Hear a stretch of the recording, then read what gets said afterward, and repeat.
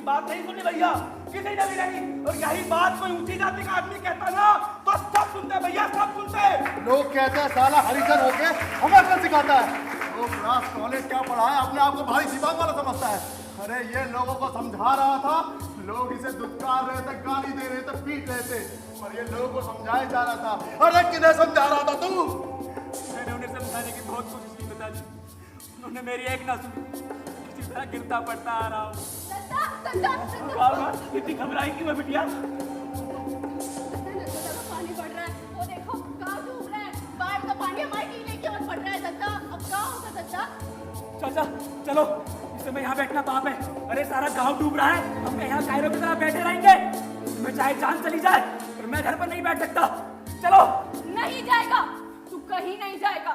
अरे इतनी मुसीबत के समय भी लोग जब जाति बात भूलने को तैयार नहीं है तो तुझे अकेले को क्या पड़ी है रे? मेरे सर की कसम नवल, जो तू गया तो। नवल बेटा, तू अब घर पे ही रह, तू तो अपना काम कर चुका, अब गांव की ओर जाने से कोई फायदा नहीं है। वो देख ठाकुर के मकान की छत धीरे धीरे पानी के भीतर हो रही है।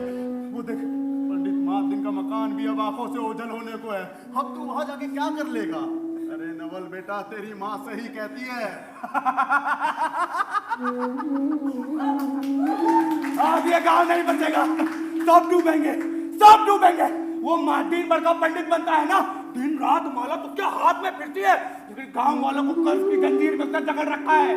बेटा नवल, गांव की आधी जमीन पर उसका कब्जा हो गया है, आधी जमीन। मेरी 10 बीघा जमीन, मेरी 10 बीघा जमीन भी तुमने उसी ने हड़प ली। नहीं बेटा नवल, नर्मदा मैया एकदम ठीक कर रही है, डूबे साले सबके सब। अपनी बकवास बंद कर गणपत। अरे इस बाढ़ में केवल पंडित और मादिक की जमीनें नहीं डूब रहे हैं, हर की झोपड़ी भी डूब रही है, मदरसे की बाड़ी भी डूब रही है, गरीबों का तो सब कुछ डूब ही रहा है ना। अरे बाढ़ उतरने पर ठाकुर और मादिक की जमीन तो फिर भी निकल आएगी, पर दूसरों का कहा, उनका कहा होगा? कुछ जवाब है तेरे पास? देख लेना, इस बार में ना ठाकुर मरेगा ना महादिन। मरेंगे वो जिनके पास जीने का कोई साधन नहीं है। आखिर ये गाँव ठाकुर महादिन का तो नहीं ना? पानी बहुत तेजी से बढ़ रहा है। भगवान, अरे बटे सर, पानी कितनी तेजी से बढ़ रहा है, ये देख, ये बाढ़ नहीं है बटे सर, महाप्रलय, महाप्रलय।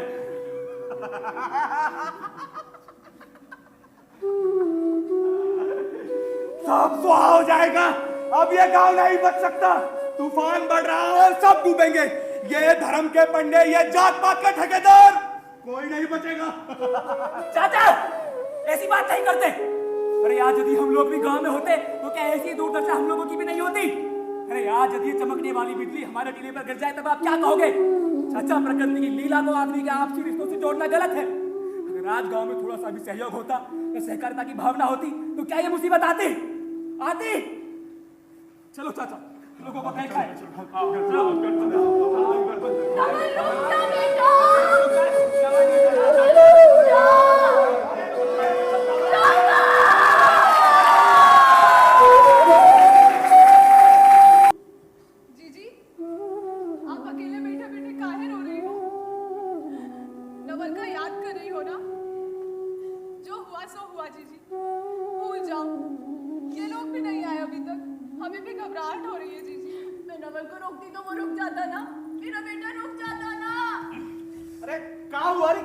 परेशान हो रही है? हाँ, गांव के कुछ लोग हमें घर आ गए बाढ़ से बचने के लिए।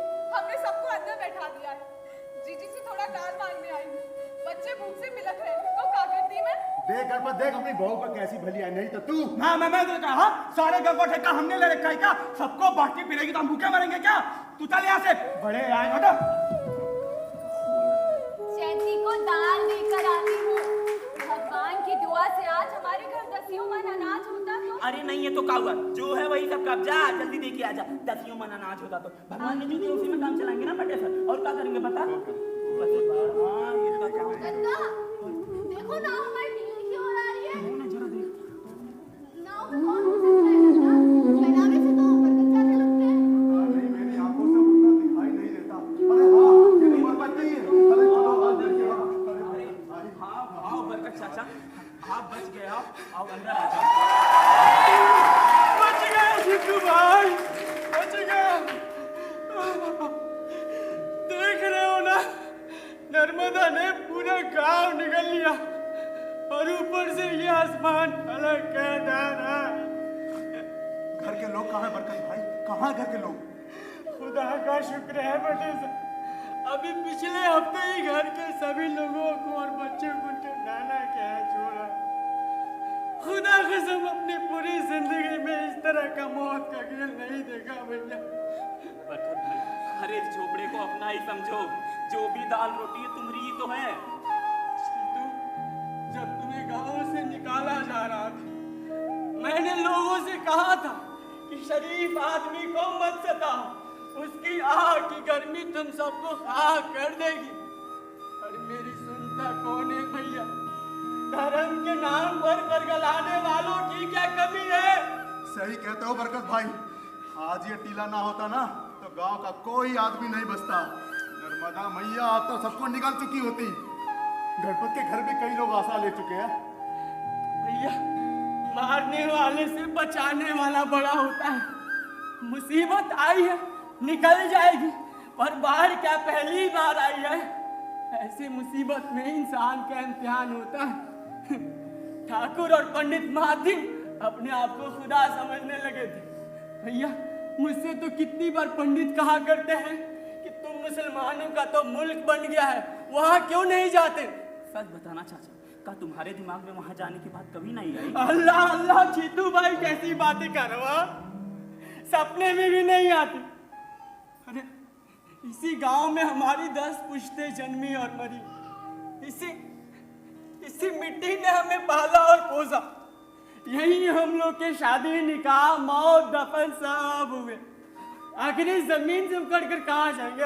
बताओ कहाँ जाएंगे? ठीक कहते हो बरकत भाई, ठीक कहते हो। जात पात के नाम पर भगाने वालों की लोगों की कमी है। 2 वक्त की रोटी छोड़े दही उनकी कमर टूट जाती है। अरे जहर तो वो लोग फैलाते हैं जिनके पास पैसा है, फुर्सत है, जो लोगों के बीच झगड़ा पैदा कर अपना उल्लू सीधा करते हैं। चाचा देखो, नाव हमारे टीले की ओर आ रही है। कौन है? कौन है? कौन है? कौन है चाचा वो? अरे वो तो ठाकुर राम भजन सिंह है। और दूसरा कौन है? अरे दूसरा कौन होगा? वही है पलटू मांझी। लेकिन पंडित महादीन का चित्तू भैया, पंडित का नाम मत लो। उनका नाम लेने से तो पूरा दिन खराब हो जाता है। नर्मदा मैया और चाहे जो करे, उस पंडित को जरूर अपने साथ ले जाए। मैं तो कहता हूँ पूरा गांव सुधर जाएगा। ऐसी बात नहीं करते बरकत। अरे जहाँ 10 किस्म के इंसान होंगे, वहाँ कुछ भले होंगे तो कुछ बुरे भी होंगे। देखो चित्तू भैया, मैंने आज तक तुम्हारा एक भी कहना नहीं टाला। अरे तुम भगत हो सकते हो, दुनिया तो भगत नहीं है। दुनिया तो अपनी चाल चलेगी। अरे तू कहना क्या चाहता है? अरे वो देखो, ठाकुर झोपड़ी की ओर ही आ रहा है। तुम सब यहाँ भगत बने बैठे हो और वो घर में घुस जाएगा तो क्या होगा? हमारी जनों की 2-3 झोपड़ियां बच गई हैं, अब उनको यहाँ आसरा नहीं मिलेगा तो कहाँ जाएंगे? अरे भाग में जाए, उनको यहाँ आसरा नहीं मिलेगा। जब हम बात करते थे तो ठाकुर हमारे सीने पर बंदूक तानता था, वो मार्टिन हमारे सिरों पर डंडा बरसाते थे। फिर आज क्या हो गया? फिर हाँ क्या हो गया? आज की बात अलग है गणपत, तूने नहीं दिया लोगों को अपने घर में सहारा। उनकी बात अलग है बटे सर, उनकी जाति भले ही अलग है, लेकिन वो हैं तो हमारी तरह गरीब लोग। उन्होंने हमें कभी नहीं दुत्कारा, मौके पे मौके हमारी मदद ही की है। भैया वो अपने से कुछ नहीं कहते। ये ठाकुर और मार्टिन ही हैं जो उन पर दबाव डालकर हमारे खिलाफ भड़काते हैं। मैं सच कहता हूँ, चाहे मेरी जान चली जाए, मैं उन्हें तेरे घर में घुसने नहीं दूंगा। छिटू, अरे गणपत गणपत गणपत, ऐसी मुसीबत में पिछली बातें भूल जाते हैं। अरे ये बातें भूलने की नहीं है छिटू भैया। मैं पूछता हूँ, धर्म है तुझको हमेशा बने रहना चाहिए। हरिजनों से 10 कदम हटकर दूर चलने वाले लोग नर्मदा में कूद कर अपने धर्म की रक्षा क्यों नहीं करते? जब हाथ जान के लाले पड़े हैं, तुरंत चीटू की झोपड़ी सूझ रही है। नहीं तो वो ठाकुर और वो पंडित यहाँ थूकने में भी नहीं सकते। ये धर्म नहीं है चीटू, खुद करती है, खुद कर दी। अरे बरकत तुम ही समझाओ इसे अब। अरे बरकत तुझे क्या समझाएगा? हाँ क्या समझेगा तू बरकत? ये वही ठाकुर है कि इतने सालों से प्रयास कर रहा है कि बरकत का डेरा इस गांव से उठ जाए। और वो मार्टिन इसको मलेच कहता है। मलेच कहता है मलेचों को इस मुल्क में रहने का कोई अधिकार ही नहीं है। बताओ बरकत, क्या वो लोग तुम्हें एक नजर से देखते हैं? कभी बराबरी की जगह देते हैं? बोलो देते हैं? कहते तो ठीक हो गणपत, पर आज बात अलग है। आज यह इंसानों की पैदा की हुई मुसीबत नहीं है। और मेरा तो ख्याल है ठाकुर खुद इस झोपड़े में नहीं आएगा। अरे वो आएगा, जरूर आएगा। और कहाँ जाएगा? आज जाना फतने पड़ी है ना, तो मीठी मीठी बातें करेगा। तुम देख लेना बरकत, वो यहाँ आएगा, खाएगा, पिएगा, सोएगा, रहेगा और बाढ़ बनने के बाद फिर तो हमारे सीने पर बंदूक डालेगा। भैया सीने पर। तो उसका कहा है थोड़ा सा गोबर खाकर प्राश्चित कर ब्राह्मणों में दान दक्षिणा देकर अपना धर्म भी ठीक कर लेगा।